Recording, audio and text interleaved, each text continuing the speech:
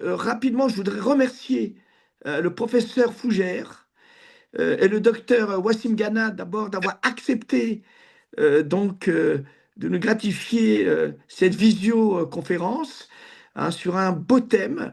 Alors, pourquoi je suis heureux? Parce que Tours est ma ville de naissance, la région des rois, et puis je sais que Bertrand est très actif dans le réseau de la gériatrie, de la gérontologie. Je vois passer ses posts sur LinkedIn et autres, et il vous parlera bien entendu du chapitre qu'il a écrit avec le docteur Gana sur le traité de médecine des gériatries. Et donc rapidement, je vais vous présenter l'IEG, donc le chapitre francophone dont je suis le président très récemment depuis septembre, hein, octobre. Alors l'IEG, c'est quoi? C'est l'International Society of Gérontologie, dont la présidente, qui va nous rejoindre tout à l'heure, et donc, Eliante Corte. Alors, notre travail, c'est de parler, bien entendu, de la gériatrie et de la gérontologie dans l'espace francophone. Slide suivante, Damien.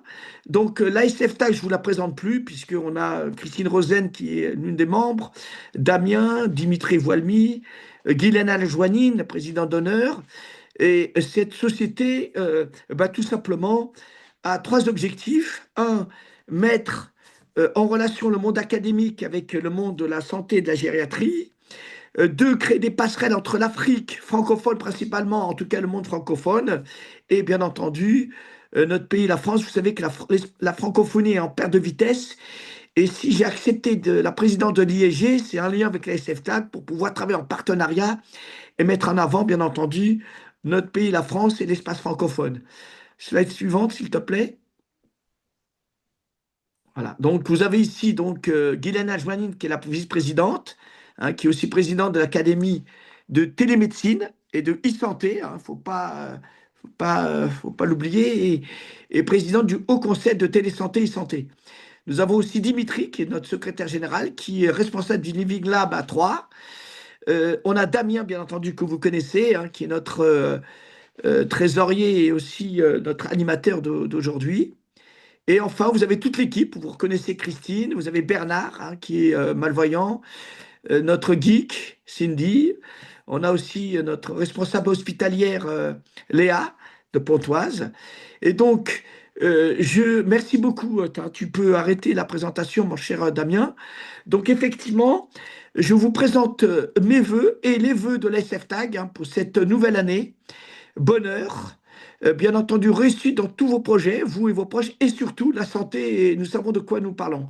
Alors, on va passer à la présentation. Vraiment, merci Bertrand, professeur, de cette présentation hein, qui est un beau titre. Hein. J'ai bien aimé, bien entendu, lorsque tu as accédé à ma demande, où tu vas nous parler des enjeux du vieillissement et la promesse de l'innovation en gérontologie.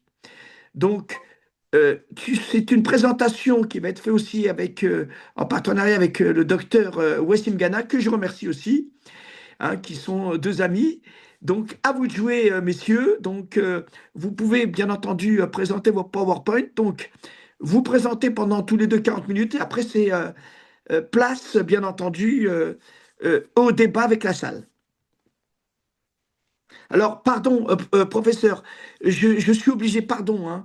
Je vais donc présenter le professeur Allo Daniel Bertrand, qui est chef de service à l'hôpital d'Abidjan, qui est président de la société MPR de Côte d'Ivoire, qui est avec nous, hein.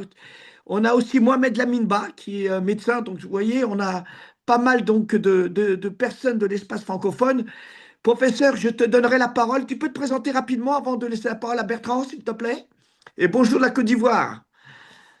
Bonjour, vous Salut Daniel. m'entendez? Très très bien. Salut, très bien. En tout cas, mes meilleurs vœux. J'ai bien suivi meilleurs vœux de santé et de succès dans tout ce que nous allons entreprendre tout au long de cette année 2026. J'espère que la collaboration avec la Société de gérontologie sera encore beaucoup plus fructueuse et que vraiment on arrive aussi à développer la gériatrie, la gérontologie donc en Afrique subsaharienne. Parfait. Donc, Alors, je je suis compte. très heureux de participer avec vous. Voilà, Merci merci beaucoup, beaucoup. professeur.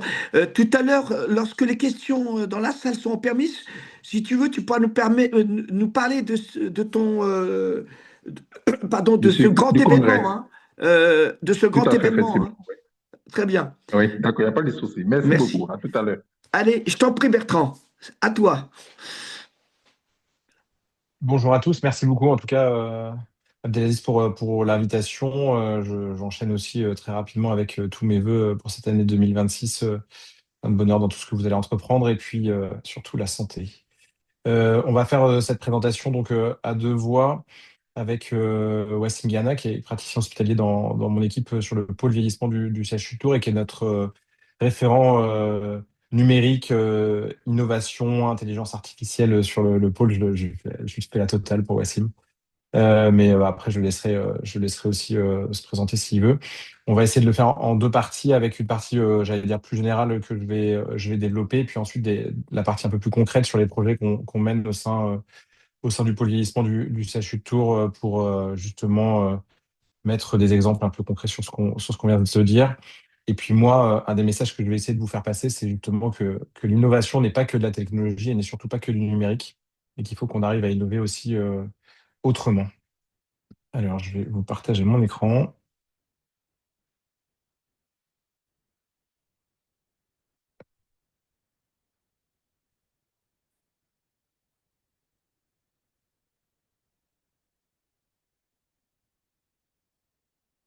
Est-ce que vous le voyez correctement? Super. J'ai pas entendu la Parfait. voix, mais j'ai vu parfait sur les lèvres. Alors, je vais essayer de tenir mon temps aussi. Hop. Donc, l'idée, c'est de parler de innover pour bien vieillir, défis et opportunités. Donc, un plan que je vais vous développer dans ce sens-là avec pourquoi, justement, on parle de cette innovation et je vais vraiment passer assez vite parce que, justement, le vieillissement de la population, vous le connaissez quand même très bien. Qu'est-ce qu'il y a comme type d'innovation en termes d'organisation de soins, de prévention, de technologie, de logement, etc. Je vous parlerai du grand défi des dispositifs médico-numériques et bien vieillir qui est porté par le ministère de la Santé. Je ne sais pas si vous le connaissez, mais en tout cas, c'est un grand défi que je copilote au ministère de la Santé et donc c'était important pour moi aussi de vous en parler. Le vieillissement de la population, actuellement, hein, on a 20% de la population qui a plus de 60 ans en France, on va passer à plus de 30% d'ici 2050. C'est pareil dans l'ensemble des pays du monde et surtout, le message qui est le plus important, c'est celui-ci, c'est que la population qui va le plus augmenter, c'est les 75 ans et plus. Et donc, c'est ceux qui sont les plus à risque de perte d'autonomie et donc sur lesquels il faut qu'on engage des démarches de prévention, d'innovation, d'adaptation du logement, d'innovation organisationnelle, etc., etc., pour leur permettre d'avoir un vieillissement en santé dont la définition de l'OMS est la suivante, c'est pouvoir continuer à faire ce qu'on a envie de faire. En France, l'espérance de vie elle a quand même nettement augmenté dans les 200 dernières années, hein, puisque j'aime bien le rappeler, mais en 1850, l'espérance de vie des hommes, c'était 43 ans. Hein. Et on est à 86 ans quasiment chez les femmes aujourd'hui et 80 ans chez les hommes avec deux grands phénomènes. Hein. Début du XXe siècle, c'est l'eau potable et l'électricité, hein, principalement, puisque ça nous a permis donc des mesures principalement d'hygiène et de conservation, notamment des aliments. Et puis, il y a une cinquantaine, soixantaine d'années, c'est la vaccination et les antibiotiques. Ça aussi, c'est toujours important de le rappeler parce qu'on est quand même encore en pleine campagne de vaccination grippe, en pleine épidémie de grippe, et qu'il faut absolument qu'on se vaccine, et les professionnels de santé en première ligne.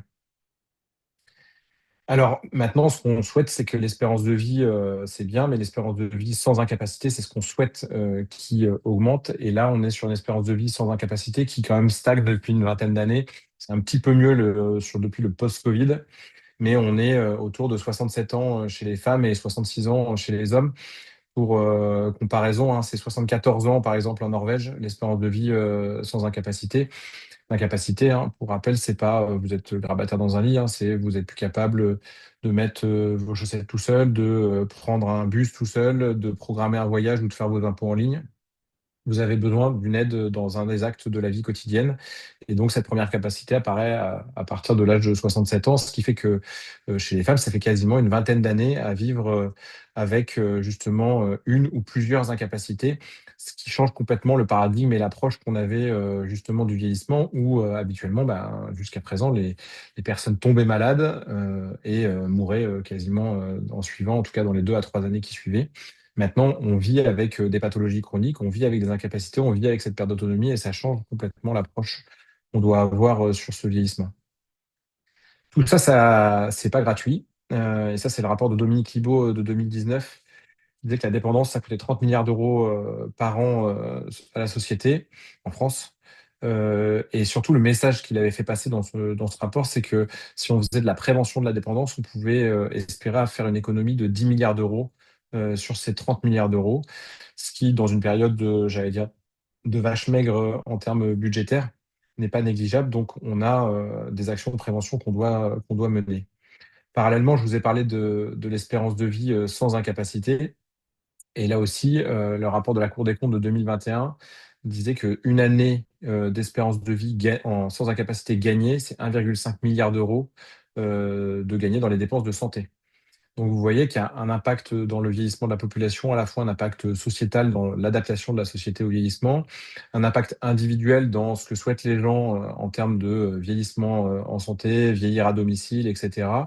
Et un impact économique qui est aussi important puisque on se rend compte que justement faire de la prévention et agir justement sur ces incapacités permettent aussi de faire des économies en termes de dépenses de santé notamment. Alors pourquoi maintenant c'est important d'innover pour bien vieillir?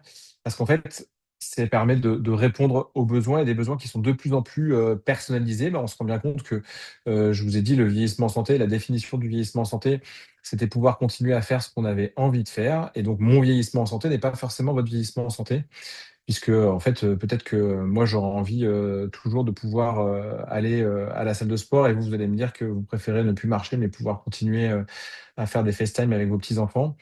Et donc, en fait, il faut absolument que cet accompagnement il soit spécifique et individualisé avec des approches en soins, des parcours de vie et aussi l'accès justement aux soins et aux différentes innovations et technologies pour permettre aux seniors de rester à la fois plus actifs physiquement, mais aussi plus actifs socialement, engagés et autonomes, puisqu'on se rend bien compte que, d'ailleurs, il y a de plus en plus d'études qui montrent que en fait, le vieillissement en santé part aussi d'un sentiment d'utilité, d'utilité sociale ressentie par les personnes qui vieillissent.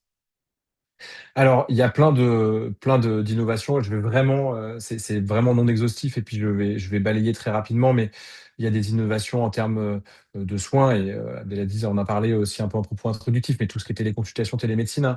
Alors, c'est pas, j'allais dire, innovant dans le sens où on connaît ça déjà depuis longtemps, mais on se rend bien compte que ça évolue de plus en plus entre les chariots de télémédecine qu'on mettait dans les EHPAD il y a quelques années et maintenant les consultations de télémédecine qu'on fait avec nos smartphones respectifs. Je pense que ça va complètement changer l'approche qu'on a de l'accès aux soins et je pense que c'est une vraie réflexion qu'on doit mener aussi dans une période où on réfléchit aussi à mettre, j'allais dire, des médecins, des soignants un peu sur tous les territoires de façon arbitraire. Il faut aussi qu'on réfléchisse à la façon dont on va pouvoir mener cette télémédecine, ces téléconsultations, ces téléexpertises qui vont permettre aussi d'avoir un accès aux soins pour les personnes les plus éloignées.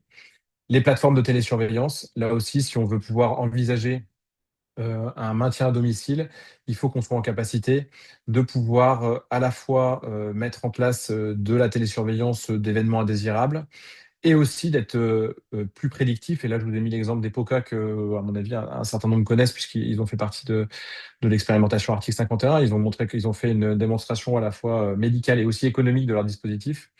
Et donc là, pour le coup, c'est l'idée d'être très prédictif sur des événements indésirables qui pourraient arriver et donc éviter des hospitalisations et des passages aux urgences. Donc là aussi, une innovation en termes d'organisation des parcours de soins et des parcours de vie. Alors, il y a aussi tout ce qui est, alors ça c'est en ayant cette mission au ministère de la Santé, notamment avec la DNS, je ne pouvais pas ne pas vous parler de ça, de mon espace santé, hein, puisque on a un peu galéré quand même avec le DMP précédemment, mon espace santé, qui était quand même peu approprié à la fois par les gens et par les professionnels de santé. Aujourd'hui, mon espace santé, c'est plus de 25 millions d'utilisateurs en France, hein.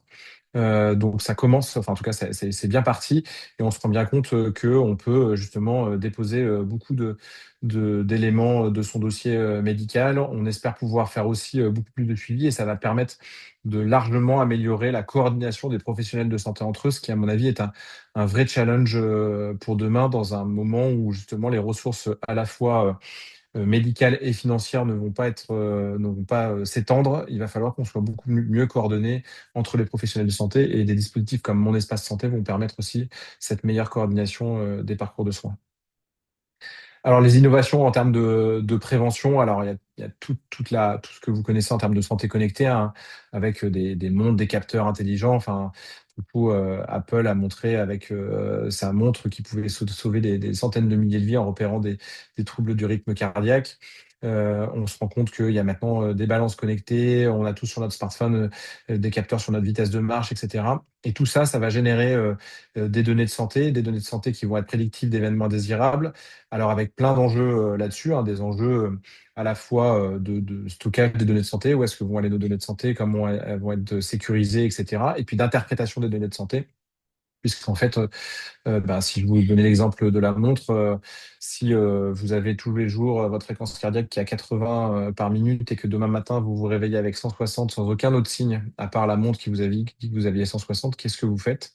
Comment on gère en fait cette alerte qui ne serait jamais apparue si vous n'aviez pas la montre en fait sur votre poignet? Est-ce que c'est une alerte grave qui fait que il faut que vous vous présentiez aux urgences? Est-ce qu'il faut que vous appuyez votre médecin ou est-ce que en fait vous laissez tomber parce que vous avez aucun autre signe, vous n'êtes pas essoufflé, vous n'avez pas de douleur thoracique et qu'il faut les laisser tomber? Ça aussi, il va y avoir un vrai enjeu de formation et d'éducation à la gestion de ces données de santé qui vont être de plus en plus présentes dans notre quotidien.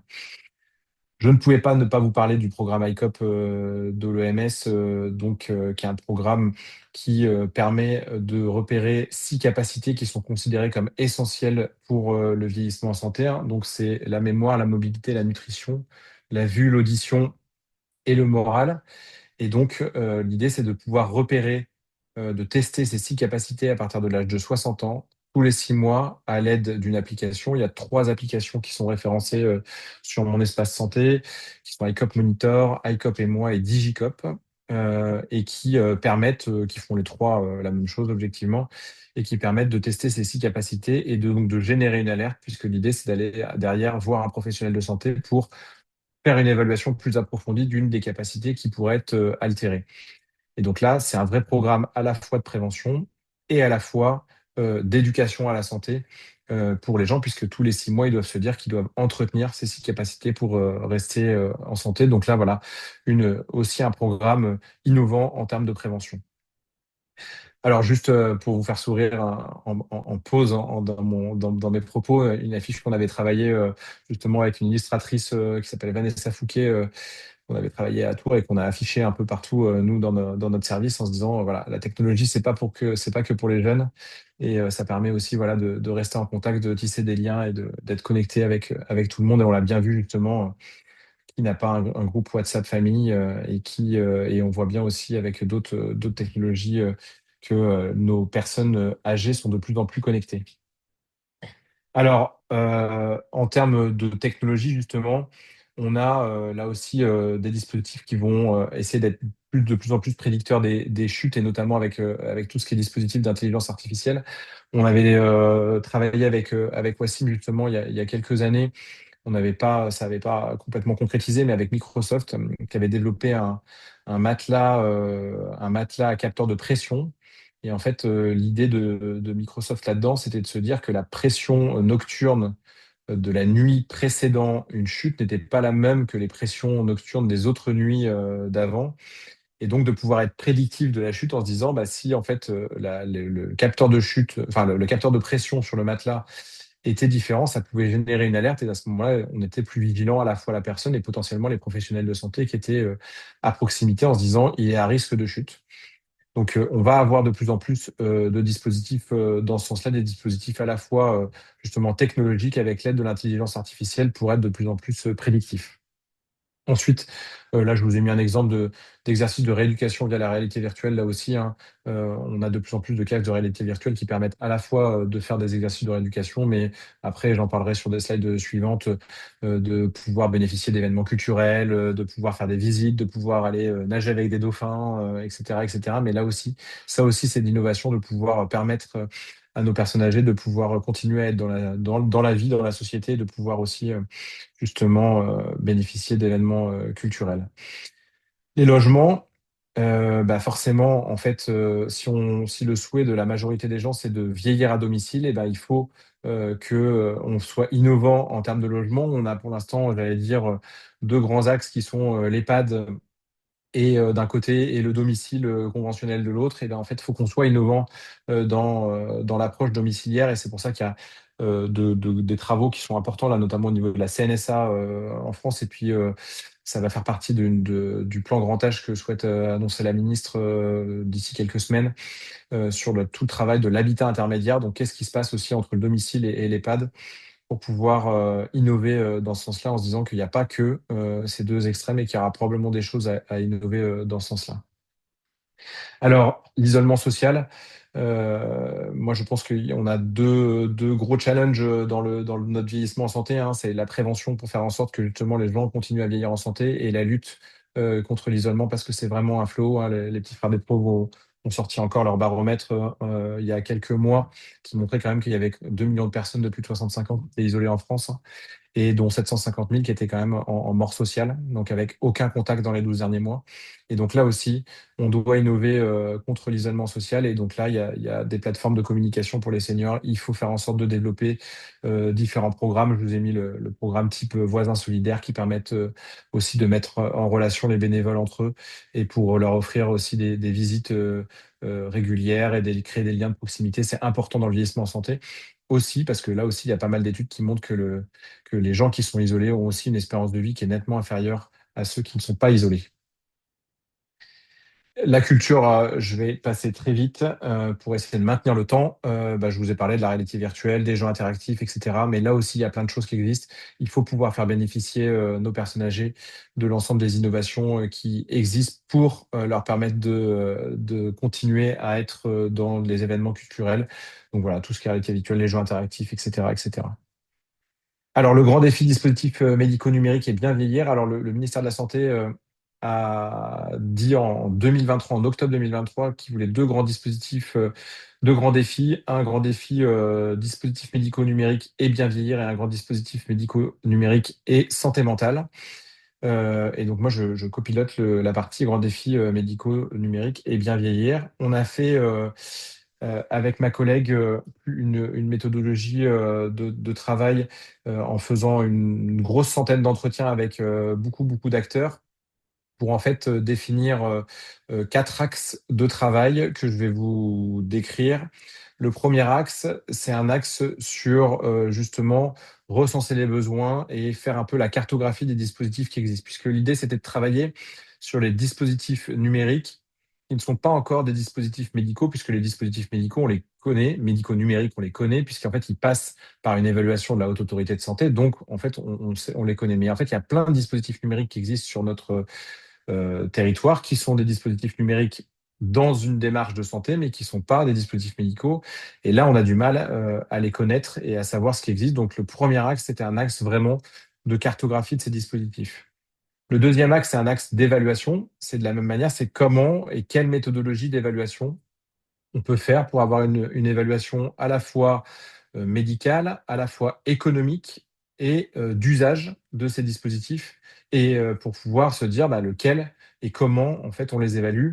Et donc cet axe 2, il a fait, c'est l'axe qu'on est en train de travailler le plus, puisqu'il y a eu un appel à projet récemment de ce grand défi dispositif numérique et bien vieillir, où les gens ont pu, c'est les entreprises, les startups qui sont présentées, et on a eu une cinquantaine de candidatures pour retenir une quinzaine de lauréats, avec des oraux qui ont eu lieu mi-novembre. Là, on connaît maintenant, enfin moi je connais les lauréats, mais en fait le temps maintenant que ça passe dans toutes les démarches administratives de signature au ministère, etc., on espère pouvoir annoncer ces lauréats début du mois de mars 2026.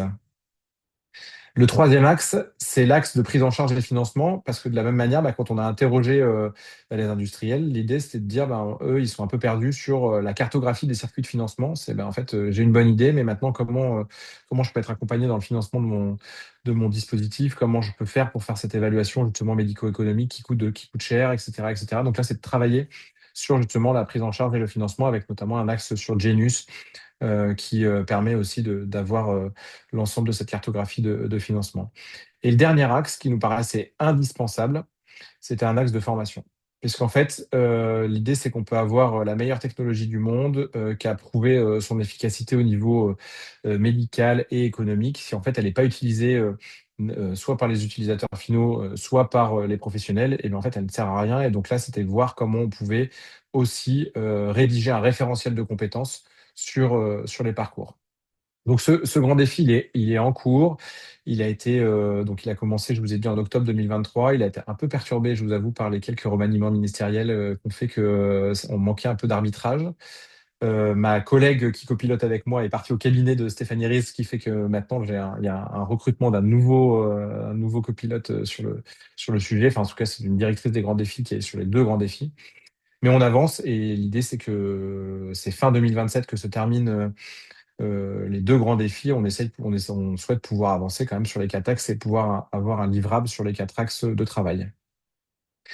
Donc, pour conclure et laisser la place à Wassim, c'est important d'innover pour répondre aux défis démographiques et d'adapter vraiment notre société, notre système de soins, nos logements, nos transports, notre culture, et d'avoir cette approche très multidimensionnelle du vieillissement, et surtout pas se concentrer que et sur la santé et sur la technologie. Il faut qu'on investisse dans les démarches de prévention, pour ce vieillissement en santé, et pour aussi permettre de rompre l'isolement des personnes âgées. Tu m'as dit que je pouvais en parler, donc j'en parle. Donc, on organise comme chaque année, ce sera la 7e édition, le 1er et le 2 avril 2026 au Palais des Congrès à Tours, les journées vieillissement et maintien de l'autonomie. C'est vraiment un congrès qui est fait pour tous les acteurs qui travaillent autour de la personne âgée, et pas du tout un congrès qui est uniquement de santé, hein, puisqu'on fait justement, on va avoir une session sur l'habitat intermédiaire, on a une session sur les innovations, et on fait même un appel à projet sur les innovations, avec une remise des prix sur les innovations à destination des professionnels, à destination des personnes ou à destination des aidants. On va faire une session complètement qui change un peu sur qui est vieux. On parle du médico-social, on va parler de la santé des soignants. Voilà, enfin, donc vraiment sur un congrès qui se veut très multidisciplinaire, très transversal, et dans lequel on essaye qu'il y ait aussi une ambiance qui soit sympa, avec un événement entre les 2 jours dans la soirée du mercredi 1er avril. Et donc, vous êtes tous les bienvenus, et vous trouverez toutes les infos sur le site internet qui est tout là-haut, congrès-jvma.fr. Et je vous remercie de votre attention, et je laisse la place à Wassim. Merci Bertrand. Donc, on prendra les questions à la fin de la présentation de Wassim Gana, du docteur, hein. Je t'en prie, Wassim. Bonjour à toutes et à tous, vous m'entendez? Très, très bien. Bah, c'est parfait. Je fais la même chose, même exercice. Introduction premium, c'est parfait. Il s'agit de parler enfin, sur la même philosophie, hein, de ces concepts d'innovation, notamment dans la réalité de terrain, et de ce qu'est la gérontologie et la gériatrie aujourd'hui, avec un exemple concret que je vais vous partager d'un projet que vous allez avoir la chance de découvrir en premier. Est-ce que je partage? Non, c'est pas bon. Vous voyez mon écran là ou vous voyez ma présentation? On voit ton bureau. Ouais, c'est pas On voit ton bureau. Ouais, pourtant j'ai choisi le bon. Voilà. J'ai changé. Partager,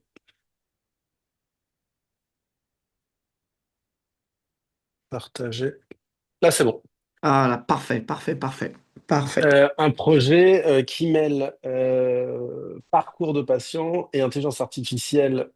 Un exemple qui est local, mais qui peut très facilement se décliner à d'autres endroits. Il s'agit aussi de voir un peu la méthodologie de projet et de comprendre comment aujourd'hui on se lance dans un projet innovant avec de l'IA et qui répond à un besoin très particulier et très précis de la filière. Donc ce projet, il n'a pas un nom particulier pour l'instant, il s'appelle Parcours Géria, on le voit, et il sera ancré en centre Val-de-Loire. Euh, c'est- je reprends toujours les tendances démographiques, mais en fait, la région centre elle a même un petit avantage de vieillissement par rapport à certains, au reste de la France. On voit bien les chiffres qui ont été présentés par Bertrand qui sont quand même très, très, très, très importants. Et le vieillissement de la population nécessite que l'on réinterroge la façon dont on aborde ces populations-là et comment on alloue aussi un certain nombre de ressources qui sont parfois limitées, des ressources humaines dans le soin, mais pas que. Et la technologie et l'innovation, au sens large du terme, hein, peuvent être une des manières de répondre à cette problématique. Une filière gériatrique, c'est quoi? C'est une offre sanitaire avec une multitude. Je vous montre cette slide pour vous dire que alors, les organisations de territoire à territoire ou de pays à pays peuvent être un peu différents, mais grosso modo, on a dans cette spécialité une offre pléiomorphe et qui en fait la richesse et la force aussi, de divers acteurs avec chacun des rôles et des périmètres partagés, parfois des périmètres non partagés. Donc tout ça est très complexe, pas forcément compliqué, mais on a quand même un écosystème qui est très riche et qui est aussi très riche du fait de la, de la complexité de la prise en charge gériatrique au sens large et aussi de la quantité de demandes et de nécessités de soins. Donc on voit il y a des unités de soins de cours gériatriques classiques en hôpital, il y a des plateformes téléphoniques, il y a des équipes mobiles dans les hôpitaux, il y a des équipes mobiles à l'extérieur des hôpitaux, il y a des HAD, il y a des dispositifs d'appui à la coordination, il y a des USLD, il y a plein de choses. Ça, on le voit partout et il y a plus ou moins de choses en fonction des régions. Il y a aussi une offre médico-sociale à l'interface entre la vie de tous les jours et aussi la médecine pour les patients âgés, avec les EHPAD, un certain nombre d'unités spécialisées, notamment des unités qui sont liées à des maladies neuroévolutives. Il y a des accueils de jour, il y a des équipes de gérontopsychiatrie qui peuvent se déplacer ou qui peuvent être aidées à distance. Il y a plein de choses. Donc, des SIAD, des équipes de soins à domicile pour les soins de nursing et pour aider les gens dans leur vie quotidienne. Donc, tout ça est extrêmement compliqué, ça fait des parcours complexes, ça fait des ressources multiples, ça fait des acteurs différents. Et sur un tout petit territoire, déjà, on a plein de choses.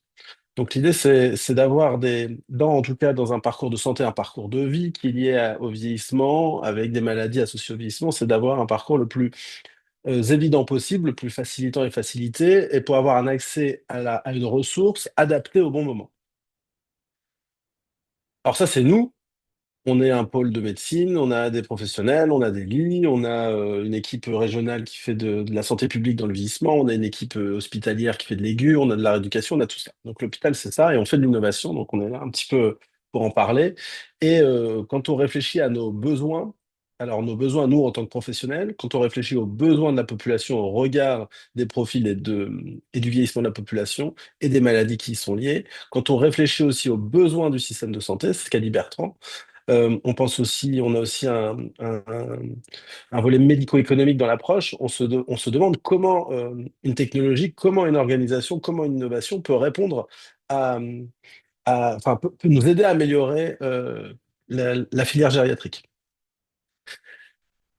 On a décomposé très concrètement, c'est très simple, on a décomposé et on a regardé ce que l'on faisait. Il y a tout un travail d'introspection un petit peu sur notre activité gériatrique. Il y a la consultation gériatrique, et c'est une consultation qui est multimodale, une consultation qui reste assez spécialisée parfois, mais c'est une consultation qui est longue et complexe. Donc là aussi, c'est pas le spécialiste, même hyper pointu en cardio sur de la rythmologie, qui peut faire 50 consultations dans la demi-journée parce qu'il voit 50 ECG et il voit les patients 5 minutes, mais ça permet quand même de faire la masse. Nous, c'est absolument pas possible. Donc, on a une spécificité, c'est celle-ci, et on en aura de plus en plus besoin, et l'accès à la consultation est compliqué. On a aussi des visites à domicile qui sont faites par notre équipe mobile, mais ça existe de plus en plus et un peu partout. Nous, on fait quasiment 1400 visites à domicile par an sur l'Indre-et-Loire, et c'est pas assez parce qu'on a des délais qui montent entre 4 et 6 mois pour après des chutes, par exemple, pour aller voir les gens à domicile. Donc, vous voyez bien qu'on est quand même loin du compte aussi. On a ce qu'on appelle pas d'âge, mais là, vous en avez partout. C'est des plateformes de téléphoniques, en fait, de liens, de référents gériatriques pour donner des avis gériatriques sur le territoire auprès des professionnels et des établissements. Là, on a beaucoup d'appels par jour. On a bien entendu notre activité intra-hospitalière, mais les gens, quand ils sont à l'hôpital, à bout d'un moment, ils sortent. Et donc, les problématiques gériatriques, on les trouve bien entendu en médecine aiguë gériatrique, mais on les trouve aussi dans les autres services, notamment les plus petits centres qui n'ont pas forcément d'équipe de gériatrie ou pas forcément de services de gériatrie stricto sensu. Il y a quand même des patients gériatriques qui sont un petit peu partout, donc on est en soutien des autres spécialités. Et il y a bien entendu ce dont on parlait aussi, la télémédecine, qui est une ressource supplémentaire, grandissante, mais qui aussi a ses avantages et ses défauts. Et nous, on s'est lancé aussi dans la téléexpertise gériatrique avec une activité qui est grandissante aussi, sur une plateforme que vous connaissez, Omnidoc, mais il y en a d'autres. Alors ça, c'est notre filière telle qu'elle existe. On s'est posé la question, maintenant on a des ressources et on voudrait voir quels sont les patients qui doivent recevoir ces ressources et quels sont les moments les plus importants dans un parcours de vie euh, sur lesquels on doit être le plus performant. Il y a la chute, bien entendu. Nous, on a à peu près, un peu plus, ça monte parce que les chiffres ont un an maintenant, mais on a à peu près 8 interventions par 24 heures des pompiers pour des chutes des gens de plus de 75 ans en Indre-et-Loire, dans notre seul département. Sur les 8, il y en a un peu moins de 7 qui sont laissés à la maison et qui ne sont pas transportés à l'hôpital. Donc tous ces patients-là, on a un automatisme enfin, on a une notification automatique et on a la notification qu'il y a des patients qui sont tombés et qui ont été relevés par les secours sans être transportés. Les EHPAD, on sait il y a des transferts d'EHPAD tous les jours vers les urgences, plus ou moins appropriés ou pour des mauvaises raisons parce qu'on n'a pas forcément les moyens de les prendre en charge à distance.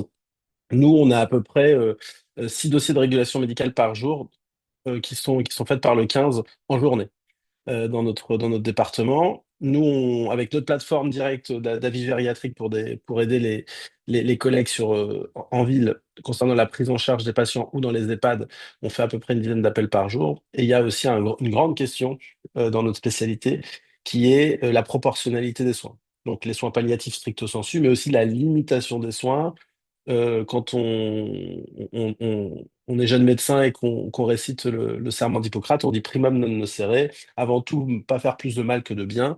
Donc la proportionnalité des soins dans le grand âge et dans la maladie liée au grand âge, elle est extrêmement importante, mais elle est absolument pas évidente. Donc ça, c'est quelque chose qui est aussi très très important et c'est un soutien qui est... Alors c'est des situations qui sont très difficiles, accidentogènes, source de beaucoup de souffrances physiques et psychologiques, tant des professionnels que des patients que de l'entourage. Donc il y a vraiment un peu une urgence à avoir une excellence dans le soin palliatif, entre guillemets, et on sait que c'est une cause nationale aussi. Alors concrètement, tout ça, c'est ça, là ce que je fais, c'est un petit... enfin, la dialectique, hein, c'est vraiment un petit exercice, mais c'est comme ça qu'on innove. On se rend compte que finalement, on peut problématiser des choses extrêmement simples et avoir des projets d'envergure et un retour sur investissement qui peut être colossal. Comment on aide les professeurs de la filière enfin, les professionnels dans la filière complexe? Donc, on a vu, il y a plein de problématiques. Il y a plein de ressources différentes partout, dans tous les sens, dans le privé, dans le public, enfin partout, c'est compliqué. Comment on fait pour pas faire la même chose au même endroit en même temps ou pas avec les mêmes, appeler les bonnes personnes au bon moment, c'est pas forcément évident. On a des outils numériques, et ça, Bertrand en a parlé de plus en plus, il y a mon espace santé bien entendu, mais on commence à avoir de la donnée extrêmement qualifiée, de bonne qualité, dans les bons endroits, avec de la sécurité, voilà, et de la donnée de santé. Donc on a plein d'outils, là j'ai parlé, il y a ICOP, il y a mon espace santé, il y a les mails de sécurité de santé, il y a les logiciels métiers des hôpitaux, il y a Omnidoc, il y a plein de choses, quoi. On a tout ça, on crée de la donnée. On a des situations, des outils, de la donnée. Donc tout ça, maintenant, on sait faire. Et on a les devices aussi. On sait récupérer de la donnée. On sait la stocker. On sait presque l'utiliser. On a ces entrepôts de données de santé. Il y a aussi une urbanisation de tout le système informatique. Alors, on est très loin du compte encore, mais le SI est à l'échelle d'un établissement, à l'échelle d'un cabinet, mais à l'échelle de régions, même à l'échelle d'interrégions, même à l'échelle nationale, avec les ATAL, on commence à urbaniser tout ça. On commence à urbaniser tout ça, on commence à faire un semblant d'interopérabilité, on commence à savoir à peu près parler le même langage, donc les choses se passent de mieux en mieux, on peut déjà faire beaucoup de choses. Donc là, l'idée maintenant, c'est toute cette donnée et toute cette complexité, il faut savoir quoi en faire. Dans la prise en charge gériatrique, nous, ce qu'on a, et la question que l'on se pose, c'est comment aider finalement, maintenant, on revient à la base, au gériatre qui est au pied du lit, comment aider le clinicien à prendre une décision médicale efficace pour orienter les patients dans la filière. Parce que moi, aujourd'hui, je suis gériatre, je vais soigner des milliers, des millions de personnes. Euh, je ne suis pas anatomopathologiste avec un cancer, aussi grave soit-il, ne concerne qu'une petite partie de la population, mais avec un impact très important et besoin de la technique pour aller voir des choses que mon œil ne voit pas. Donc, j'ai pas besoin forcément de l'intelligence artificielle pour faire des choses extraordinaires ou j'ai pas besoin de la dernière révolution robotique. Moi, ce dont j'ai besoin, c'est d'être efficace. Mes décisions médicales, c'est la seule chose que je fais en tant que médecin au pied du lit, en tant que gériatre, c'est prendre une décision médicale. J'ai des informations, je traite ces informations, je prends une décision. Il faut absolument pas qu'elle soit biaisée. Aujourd'hui, on me demande de prendre des décisions médicales plus vite. OK, non tact. On me demande d'orienter les gens dans des filières très complexes. OK, je sais faire. Seulement, il n'y a pas des gériatres derrière tous les vieux. Donc, il faut aider la communauté médicale à s'y retrouver et à prendre des décisions médicales efficaces sans biais. Et pour cela, la première chose que l'on a besoin pour prendre une décision, c'est d'avoir un accès à une information fiable et rapide et lisible. Donc, on a des situations, je vous en ai parlé, on a des outils, on a de la donnée qu'on a générée, qu'on a stockée. Voilà, on sait faire au bon endroit, il n'y a pas de risque, il y a forcément des risques, mais on sait faire et on sait la stocker. Donc moi, pour prendre ma décision et pour optimiser ces étapes de décision, il faut que je me place dans le parcours. Enfin, et on s'est dit que les décisions les plus importantes que l'on prenait dans un parcours, c'est un peu tout le temps, mais les décisions les plus importantes et qui sont déterminantes dans le parcours de santé, c'est le passage aux urgences. Première décision. Donc souvent, on est dans une situation qui est complexe et à risque importante de iatrogénie. Donc là, il ne faut pas se tromper. Et nous, on sait que si tant est qu'on ait le temps d'avoir les informations, si tant est qu'on nous les restitue et qu'on comprend la situation, on peut rapidement, en amont ou à ce moment-là, voir qu'il y a des signaux faibles de risque de décompensation gériatrique. Le patient de 75 ans avec une fragilité gériatrique qui arrive aux urgences versus le patient de 75 ans qui, lui, n'en a pas du tout, même si c'est initialement pour le même problème, les heures qui vont suivre vont pas du tout être les mêmes. Et on peut gréver l'espérance de vie nettement à cause de la iatrogénie hospitalière parce qu'on n'aura pas su voir ces signes avant-coureurs. Donc ça, c'est hyper important et on a besoin de prendre des décisions efficaces rapidement. La chute, bien entendu, donc on a pris, nous, dans notre filière relevage, mais la chute, c'est quelque chose qui est déterminant. Une première chute peut en amener une autre et après, une chute grave, effectivement, peut altérer l'espérance de vie et notamment l'espérance de vie sans incapacité aussi. Donc c'est une source de handicap majeur et de fragilité si on veut parler dans le langage gériatrique. Donc là aussi, souvent la chute, c'est fait à distance, on le sait après, c'est régulé, pareil, on est un peu bloqué structurellement sur les moyens que l'on a pour avoir de l'information et pour prendre des décisions. Donc là aussi, on a besoin d'être meilleur, même si on n'est pas au pied du patient, même si c'est à distance, ou avoir des effecteurs mobiles. À l'hôpital, en intra-hospitalier, on sait aussi que des patients qui sont pris en charge dans des services de spécialité, qui eux ont le biais de leur spécialité, ne sont pas forcément ni staffés pour prendre en charge ou pour anticiper une des compensations gériatriques et une complication de l'hospitalisation qui est liée à un état de fragilité. Et au final, on se retrouve avec des praticiens qui sont en délicatesse, avec des patients qui viennent pour quelque chose et qui se compliquent, qui font de la complication en cascade parce qu'on n'a pas pu anticiper un certain nombre de choses. D'où les équipes mobiles intra-hospitalières, mais c'est pareil, c'est de la réaction. Et enfin, il y a les urgences relatives en EHPAD, bien entendu. On essaye parce qu'on a parlé, mais il y a aussi un gros enjeu sur l'allocation des moyens et aussi sur la pertinence des soins que l'on propose, la réponse de l'urgence à toutes les situations incertaines ressenties comme étant urgentes ou d'urgence relative en EHPAD sont tout à fait insatisfaisantes. Donc, la seule chose que l'on peut faire, c'est soit mieux comprendre les situations et apporter une réponse plus pertinente en levant une incertitude d'une situation avec avec des moyens nouveaux, soit envoyer les gens aux urgences pour à chaque fois essayer de lever l'incertitude et les gens font des allers-retours. Sachant que les patients qui sont hospitalisés après un passage aux urgences venant d'EHPAD, il n'y en a pas tant que ça finalement, donc il y a quand même beaucoup d'allers-retours.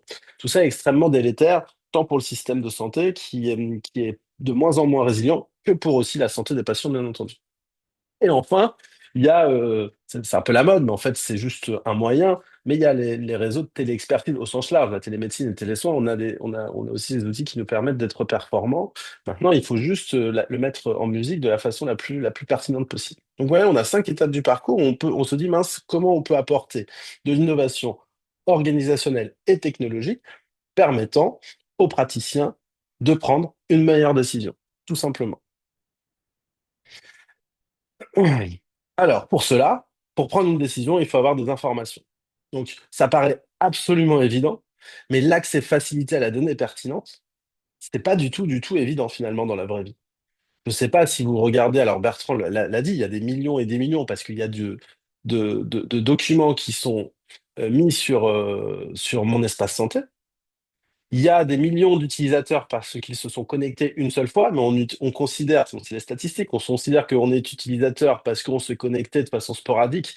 Pour autant, on n'en a pas d'usage. Mais moi, je pense qu'il y a un usage parce que l'outil est bon, hein, mais on n'a pas encore le bon usage. Et notamment, les professionnels de santé ne l'utilisent pas. Donc, en fait, on n'a pas un accès facilité à la donnée, soit parce que la donnée est mal structurée, on ne sait pas où aller la chercher, soit parce qu'on ne sait pas qu'elle existe. Euh, la deuxième chose pour être efficace dans la prise de décision médicale, et d'autant plus dans notre spécialité, c'est la stratification du risque. Donc, on a de la donnée, on stratifie un risque. Donc, moi, quand je suis face à une situation, je me dis, il y a quelque chose de grave, il y a quelque chose d'intermédiaire, il y a quelque chose de modéré, il y a quelque chose finalement de pas grave. Donc, dès lors où je me situe face à une situation et que je stratifie cette situation, je vais pouvoir derrière avoir une action qui sera adaptée à la situation. Enfin, ça, c'est tout mon travail. C'est exclusivement le travail des médecins. C'est la prise de décision médicale. La seule chose que je sais faire, moi, les chirurgiens, ils font deux, trois trucs en plus avec leurs mains, admettons. Mais la seule chose que je fais, moi, c'est prendre une décision médicale. C'est pas l'ordinateur, c'est pas le patient tout seul, c'est pas le voisin. Et voilà, c'est moi qui prends la décision. Donc là, c'est vraiment la plus-value médicale. Et ensuite, ce qui me prend beaucoup de temps, c'est que je suis obligé de tracer tout ce que j'ai dit et tout ce que j'ai fait et le justifier. Donc je recrée de la donnée. Donc on rédige l'histoire, le pourquoi du comment on a pris cette décision et où on va. Donc très concrètement, là, on a décortiqué un tout petit peu la filière, on a décortiqué des situations. Donc vous voyez qu'on est très très proche du terrain. On est sur de la méthodologie de persona, une méthodologie d'expression de besoins métiers. Et on se dit à quel moment on peut améliorer cette filière et cette prise en charge de ces points-là avec de l'intelligence artificielle. On a toutes ces données. On peut utiliser l'intelligence artificielle pour concrètement pour nous aider à synthétiser, à nous restituer ces données et nous aider peut-être à nous proposer une échelle de stratification du risque d'une situation. En tout cas, nous proposer une probabilité que ce soit grave, que ce soit intermédiaire, que ce soit modéré ou faible, dans l'absolu, hein, que la situation soit stratifiée. Enfin, euh, on revient après avoir pris notre décision et éventuellement on laisse, comme savent faire les LLM, là, on leur demande de rédiger nos conclusions. Donc ça nous fait plutôt gagner du temps. Est-ce qu'il y a des questions à...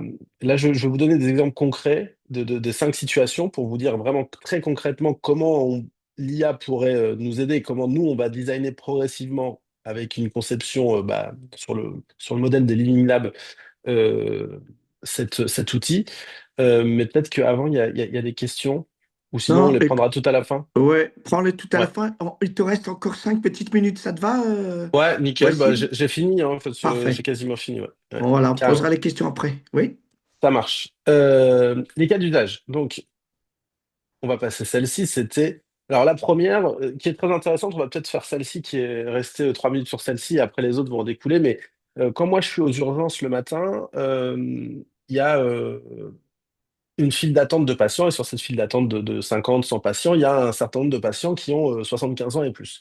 Sur les 75 ans et plus, bien entendu, il y en a un certain nombre que je n'ai pas besoin d'aller regarder le dossier ou voir le dossier, et il y en a un certain nombre où j'ai juste besoin peut-être de donner un avis ponctuel vraiment sur un coin de table, et d'autres où j'aurais besoin de les voir. Donc on stratifie un risque gériatrique en fonction de situation, mais pour autant, moi, ça me prend beaucoup de temps. C'est-à-dire que moi, je vois les gens de plus de 75 ans et je vais dans chaque dossier et je vais regarder un certain nombre d'items sur leur histoire de maladie, sur des antécédents, sur des résultats biologiques que l'on a, aussi anciens ou récents. Voilà. Et donc, je score, entre guillemets, je stratifie, je fais ma liste de patients, ma liste de courses. Et ça, c'est ce qu'on fait tous les matins. Et les urgentistes, eux aussi, nous sollicitent. Euh, L'idée d'avoir accès à la donnée et d'entraîner une IA là-dessus de façon très simple, c'est que en fait, l'IA pourrait facilement faire la liste des patients, ressortir, extraire cette liste de patients, créer ce score gériatrique en lisant le langage naturel éventuellement et en lisant un peu les informations qu'il y a dans certaines sources de données, soit dans les antécédents, soit dans le dossier actuel, et ensuite proposer éventuellement des premiers éléments de prise en charge ou d'alerte sur des situations gériatriques. Donc, concrètement, ce qui se passe, c'est qu'on pourrait arriver devant un dashboard dans notre outil métier en se disant, bah là, vous avez 20 patients de 75 ans et plus en liste d'attente sur la soixantaine. Sur les 20 patients de 75 ans et plus, il y en a 10 qui sont à risque très faible. Voilà, je pense que vous n'avez pas forcément besoin de regarder le dossier. Et il y en a trois quatre qui sont peut-être à risque d'évolution gériatrique très élevée ou qui sont déjà étiquetés gériatriques. Donc, il faut les regarder en priorité. Et on pourrait aussi proposer une synthèse, comme le fait très bien aussi ces modèles, une synthèse one-click, recto verso, avec les éléments importants dont a besoin un gériatre ou un médecin généraliste, par exemple, ou un urgentiste. C'est vrai que le neurologue spécialisé dans quelque chose de niche ou une autre spécialité aurait peut-être pas besoin de ces informations-là, mais en tout cas, nous, on aurait besoin. Donc, quelque chose qui soit adapté. Donc, les bénéfices attendus, c'est une prise de décision mieux informée, sécurisée, bien entendu, mais on gagne du temps. On reste exactement sur la philosophie initiale, quoi. Ils arrivent aux urgences, il y a beaucoup d'informations, on récupère des infos aussi de différentes sources, hein. Il y a les informations hospitalières, tout ça est très fastidieux à aller chercher. Euh, l'outil pourrait nous aider à y voir plus clair rapidement et facilement avec quelque chose d'intelligible et permettrait éventuellement de stratifier, de nous donner des préconisations pour ensuite on soit content, qu'on puisse viser juste et prendre une décision éclairée. Et enfin, bien entendu, comme toujours, dès qu'on prend une décision, il faut laisser une petite marque, une petite trace, ce qui prend aussi du temps. On pourrait avoir la même chose avec les patients shooters. Je repasse vite les patients shooters à domicile. On a une chute imaginez une chute qui est régulée. En plus, le temps de la régulation est très court. Donc, l'optimisation du temps est très importante. Les informations sont primordiales parce qu'on n'est pas devant le patient. Donc là, de la même manière, on accède à des informations de diverses sources, des informations hospitalières, des informations du SAMU, des informations qui sont données par le patient, les informations qui sont stockées dans mon espace santé. On pourra avoir tout de suite une vision un petit peu plus claire du profil du patient en plus de la situation qui nous est contée aujourd'hui. De la même manière, on pourrait aussi avoir déjà une stratification et une aide à la prise de décision. Et ensuite, on pourrait coordonner des actions à distance ou alors décider, par exemple, un transfert en urgence, hein. Mais voilà, ça nous permet là aussi, et bien entendu, on pourrait restituer cette information de façon synthétique dans le dossier. Donc là, je vais passer, hein, parce que les trois usages, les quatre usages sont les mêmes. Je vais peut-être vous parler du dernier. Alors, en EHPAD, c'est la même chose, hein, avec des spécificités, avec euh, des patients qui sont spécifiques en EHPAD. Mais la téléexpertise, en fait, contrairement à une téléexpertise qu'on pourrait demander à un ami cardiologue ou dermatologue, où on prend une photo, on donne une petite description du patient, si toutefois il y a des choses à décrire chez le patient, et on demande ton avis. Bon, ça prend quelques secondes. En gériatrie, pas du tout. En général, les problèmes sont multiples et complexes. Donc, on a un dossier haut comme ça, on doit synthétiser parce qu'on va pas mettre ça dans un téléexpertise sur Nidoc. On doit essayer de poser des questions dans le bon ordre, de se dire ça c'est la majeure, est-ce que ça c'est lié, c'est pas lié, qu'est-ce que vous en pensez? Il y a tant de médicaments, il y a ça, il y a des troubles du comportement, mais en plus il y a le diabète, en plus il y a ça. Donc c'est très compliqué et c'est vrai que des fois la synthèse et la demande est longue et fastidieuse. Et pourtant, on est payé le même prix à faire une téléexpertise qui peut nous prendre 3 ou 4 minutes, alors que des fois, on peut rester 1 heure sur un dossier pour pouvoir envoyer tout un dossier et poser les questions de façon pertinente au gériatre pour qu'il puisse nous aider dans la prise en charge. Donc là, de la même manière, si on peut avoir une aide à la rédaction, des orientations et des préconisations sur la façon dont on peut se poser la question sur d'éventuels syndromes gériatriques qui sont liés à l'évolution des maladies du patient, qui permettrait aussi une aide à la rédaction, pourrait permettre d'avoir d'une part, nous, une lecture plus simple et plus pertinente, parfois moins touffue ou fluide d'une demande d'expertise, et aider aussi le requérant à rédiger de façon plus rapide et aussi plus pertinente la demande parce qu'on sait que le médecin traitant a toujours très peu de temps et là aussi, ça pourrait être un gain pour tout le monde.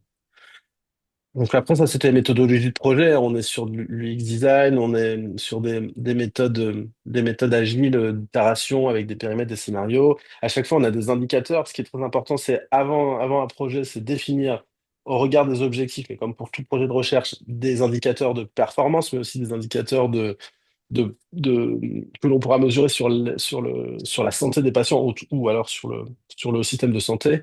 Là, il y en a plein d'indicateurs qu'on va mesurer sur la performance de notre outil à différents niveaux et aussi des indicateurs plus forts, notamment sur les patients qu'on va suivre, sur le taux de passage aux urgences évitées, sur les réhospitalisations précoces ou plus tardives, 30 ou 90 jours.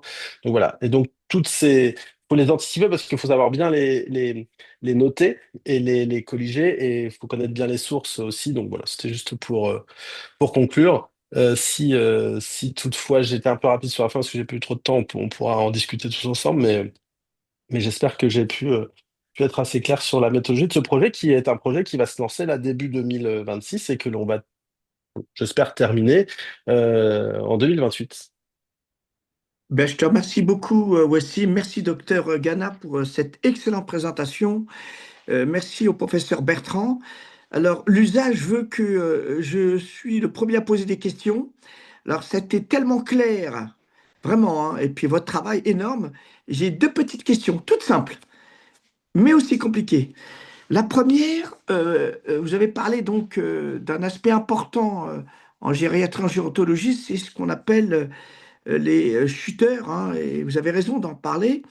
Mais à l'époque, Delaunay, ministre en charge des personnes âgées, avait parlé donc du gros problème des chutes. 1,5 milliard d'euros, ça comptait aux contribuables, mais aussi de la déshydratation. Première question, avec la canicule, le changement climatique, on a de plus en plus de personnes âgées en grande dépendance de plus de 75 ans qui décèdent.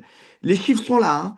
Entre le 1er juin et 15 septembre, on a entre, tenez-vous bien, 30 et 33 000 personnes âgées en grande dépendance de plus de 75 ans qui décèdent. Est-ce que dans vos projets, il y aura un volet justement relatif à la déshydratation qui, bien entendu, entraîne le pronostic vital de nos personnes âgées en grande dépendance? Ça, c'est ma première question.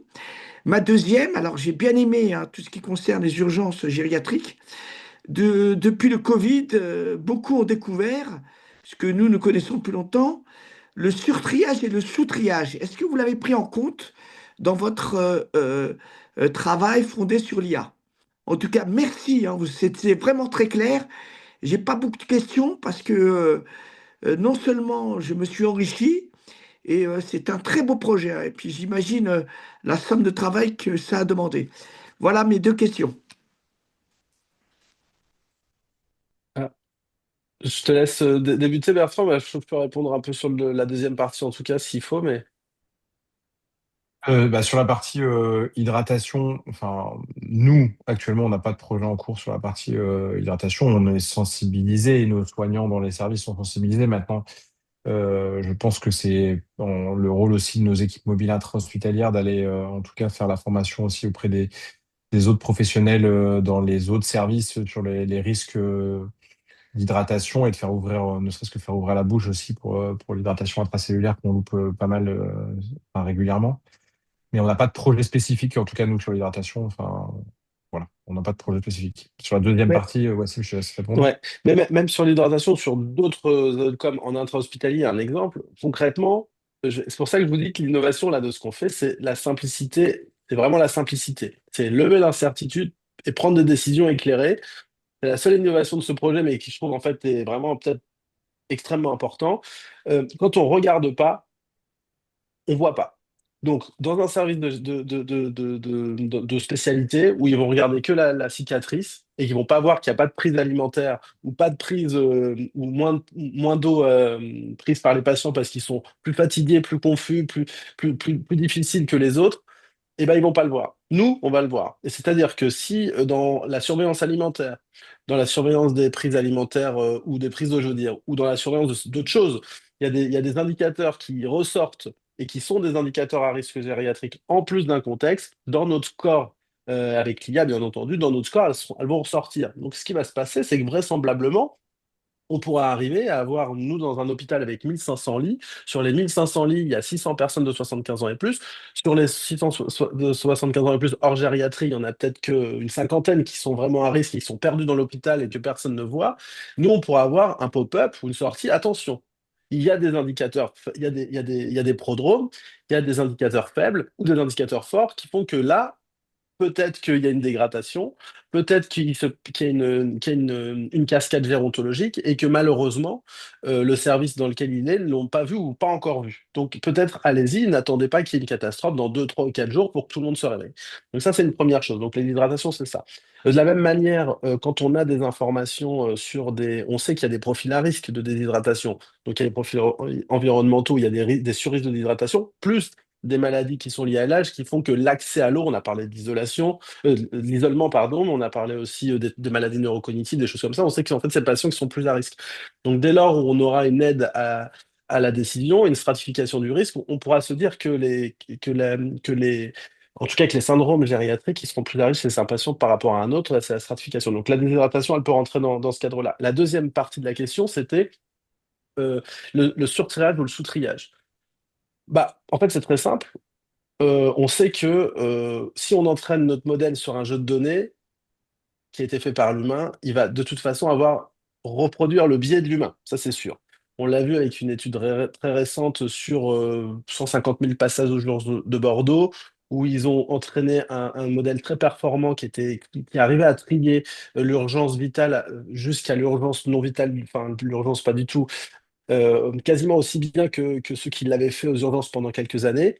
Et ils se sont amusés à juste garder le même setup, à changer le sexe. Et on s'est rendu compte qu'en changeant le sexe, on sous-estimait la douleur de la femme par rapport à l'homme. Et quand on repassait les hommes en femmes comme ils l'étaient, et les femmes en hommes comme ils l'étaient, bah, d'un seul coup, on arrêtait ce biais ce biais de genre. Donc il y aura forcément ces biais-là. Donc on fait très attention. On utilise des scores qui sont validés en gériatrie. On va essayer de valider avec une garantie humaine à chaque fois que l'on fait pas qu'il n'y a pas de dérive en tout cas qui serait délétère pour le patient. Ça fait partie de la méthodologie de création en fait de ces scores de risque. Alors, ce ne sera pas un score qui sera un score médical pour l'instant, juste un score d'aide à la décision. Donc, on n'est pas sur le dispositif médical ou du score médical. Mais pour autant, on fera attention à ce genre de biais qui peuvent être introduits dans ces modèles-là. Merci beaucoup, Wassim. Avant de laisser place aux autres questions, je voudrais présenter le docteur Pierre Rumeau, hein, qui est expert e-santé auprès de l'ARS d'Occitanie. Tu es avec nous, Pierre? Et ça sera notre prochain intervenant le mois prochain. Ah, salut Pierre. Bonsoir. Tu vas bien? Est-ce que tu peux te Oui, présenter en quelques mots, s'il te plaît? Hein, ben, pour, alors je précise donc je travaille pas à l'ARS, hein, je travaille au groupement d'intérêt public Oui, oui, oui, e-santé excuse-moi. Occitanie qui est le Ouais, GRAD. Alors ouais, le raccourci est facile puisque c'est notre vrai. financement est quasiment à plus de 90% de l'ARS et que nous avons la délégation de la maîtrise d'ouvrage de l'espace numérique régional de santé. Et donc, ben, dans une autre vie, mais parallèle, je travaille en gériatrie au CHU de Toulouse. Et donc, sur e-santé Occitanie, je suis le médecin résiduel, puisque depuis l'époque de Louis Larin, il y a eu une forte attrition de la participation médicale. Et comme j'ai une autre casquette qui est d'être ingénieur informatique, je m'occupe plus particulièrement des projets de recherche et développement. Et nous essayons de promouvoir autant que possible des projets qui viennent du terrain et qu'on peut accompagner, ben, c'est ce que disait Wassim, hein, avec l'approche de conception centrée utilisateur, hein. On est tous des enfants de Donald Norman et d'essayer de montrer que en partant du terrain, même quand on est une administration, on peut développer des projets qui vont permettre de faire à terme, si on arrive, et ça c'est souvent le difficile, à les généraliser, à les rendre accessibles à d'autres endroits, d'autres acteurs, de faire quand même des économies très significatives pour l'assurance maladie.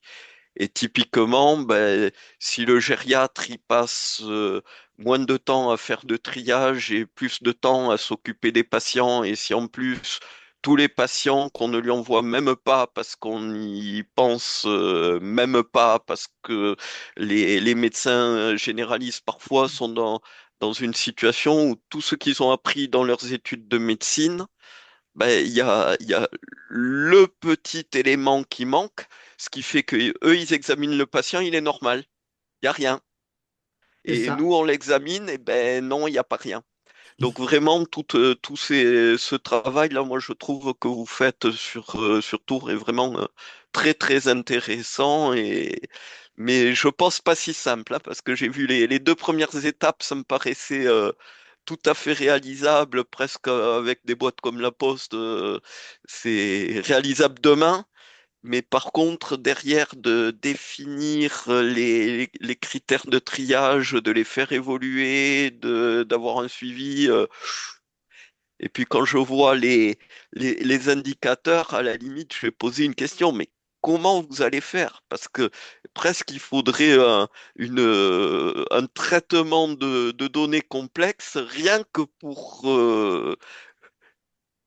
savoir ce qu'on fait des indicateurs. Donc c'est presque une question que je vous pose.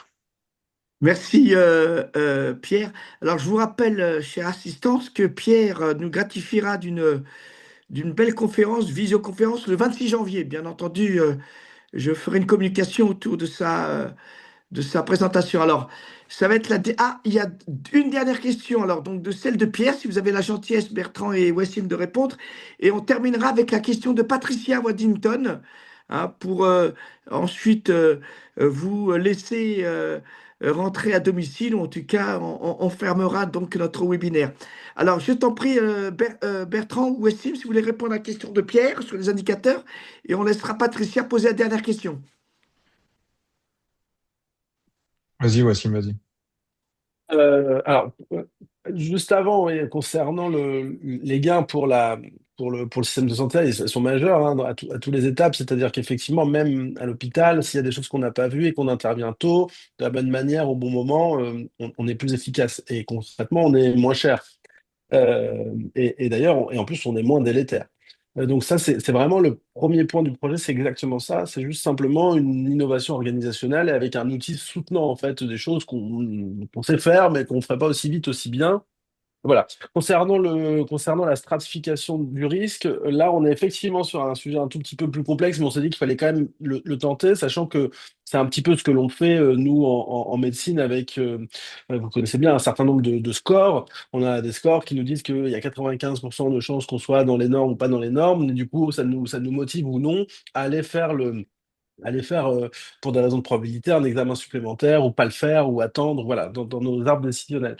Là, la question, c'est pour ça on veut faire quelque chose de très simple, avec une stratification très simple et vérifier après si toutefois on a quelque chose de pertinent, sachant qu'on utilise déjà des scores, il y en a plusieurs, hein, des scores de risque gériatrique aux urgences, les briefs ou d'autres, et on va partir de là. Et ensuite, on se poserait la question de les comparer ou voir, nous, sur nos jeux de données, si on a des choses qui sortent de façon pertinente, mais qui sont pour l'instant, qui seront pour l'instant vraiment un petit plus. Donc on est vigilant là-dessus, et effectivement c'est une question en soi, et c'est la partie qui est la plus, peut-être la plus complexe, et la plus, peut-être la plus difficile. Alors, on verra si toutefois on aura des résultats, ce sera l'occasion peut-être d'en publier. Et sur les indicateurs, bah, on va les mesurer comme les mesures de nos tutelles. Ça sera peut-être pas très scientifique, on pourra peut-être pas prouver de la causalité, mais peut-être qu'on aura des tendances, on aura des choses. Et on a bien entendu, ça je l'ai pas mis, mais il y a un volet médico-économique que moi je maîtrise pas. On sera accompagné avec la cellule médico-économique tant de la Poste, du groupe La Poste, que Santé Autonomie, que celle du CHU Tours. Et d'ailleurs, on est soutenu et aidé par l'ARS Centre-Val de Loire, et notamment le GRADE, le groupement, le JIP ICNC Centre-Val de Loire aussi, dans ce projet-là. Merci Wassim. Voilà. Patricia, Peut-être je vous laisse. juste Ah, Juste, je t'en prie, non, je t'en prie, Bertrand, non, mais pardon. une seconde, Je t'en prie, je t'en mais prie. si au décours du projet, je lance une perche à Pierre, mais si au décours du projet, on a besoin justement d'une expertise externe, voilà, je me permettrai de revenir vers Pierre s'il en est d'accord. Oh, tu sais bien que de toute façon, c'est avec plaisir. Après, c'est la bande passante. Mais sinon, bien sûr. Bon, bah, la perche est lancée, hein. Alors, Patrice, merci, Bertrand. Patricia, je vous laisse poser la dernière question. Oui, donc sur Yvelines et Hauts-de-Seine, donc nous on travaille déjà avec EPOCA, on a déjà mis en place ICOP depuis plus d'un an. Et là, on va lancer en 2026 un outil de suivi des personnes âgées à domicile en lien avec le SDIS notamment et la médecine de ville. Et ma question était, vous avez présenté l'outil d'Alvia dans votre coordination. Est-ce que cet outil est déjà opérationnel ou est-ce que c'est un projet? Voilà. Alors, Dalvia, c'est vraiment la coque, c'est l'intelligence artificielle de la poste en autonomie. Mais le module, nous, dans ce produit-là, on va développer un module, donc ça n'existe pas. Donc c'est vrai que j'ai pas présenté, mais j'ai dû le dire tout au début, mon travail avec le consortium, c'est la Poste en autonomie pour la partie ingénierie et technique, et c'est le CHU de Tours pour la partie médicale. On est soutenu par l'ARS, comme je le dis, et le grade, entre autres. Mais pour l'instant, c'est un outil qui est en développement, on est dans du prototypage, là. Par contre, la technologie sous-jacente, elle, pas du tout, parce que ça utilise BioMistral et Mistral. Enfin, en tout cas, ce qu'il y a en dessous, le cœur du réacteur, c'est une technologie qui existe déjà. Nous, on est simplement en train de créer le produit, les usages et l'adapter au cas d'usage que je vous ai donné et à nos besoins. Bon, bah, écoutez, Mais ça merci, n'existe pas. ouais. Merci Bertrand et Wassim pour cette excellente présentation, très, très professionnelle. Et est-ce qu'il y a d'autres questions avant qu'on se quitte ou, J'ai plus de questions dans le chat. Enfin, Très j'ai pas de bien. questions dans le chat. J'ai pas de main levée. Ok. Eh ben, merci beaucoup. Alors, d'abord, merci à Damien d'avoir animé cette présentation. Merci. J'ai pas eu le temps de parler. Tu as tout dit. Bah, c'est ça une bonne équipe, hein. En tout cas, merci vraiment à tous. Merci au professeur Fougère et au docteur Gana de nous avoir gratifié cette belle conférence et surtout ces belles perspectives, hein. Vous savez, la passion de la Tagliagier pour les technologies. Et je suis d'accord avec toi, Bertrand. L'innovation, elle n'est pas que technologique, elle est aussi managériale, elle est aussi médicale, etc. Donc, c'est vrai que c'est notre, je dirais, cheval de bataille à l'ESSERTAG. Merci à vous deux. Je lance juste un petit appel à Patricia. Patricia, est-ce que vous auriez la gentillesse de m'appeler demain? Je vous mets sur le chat mon numéro de téléphone quand vous voulez, parce que je voudrais changer. Moi aussi, je lance une perche à vous, Patricia, hein, au sujet des POCA. Bien écoutez, merci à tous. Vraiment, merci à tous les participants. Merci encore, Wassim. Et puis, rendez-vous, Bertrand, à ton événement. Et puis, j'attends ton invitation, hein, avec grand, grand plaisir. Avec plaisir. Allez, à Merci. bientôt. Merci. Merci, Merci, au au Merci, revoir. revoir. merci Bonne Pierre. soirée. Au revoir. Ciao. Merci. Mhm.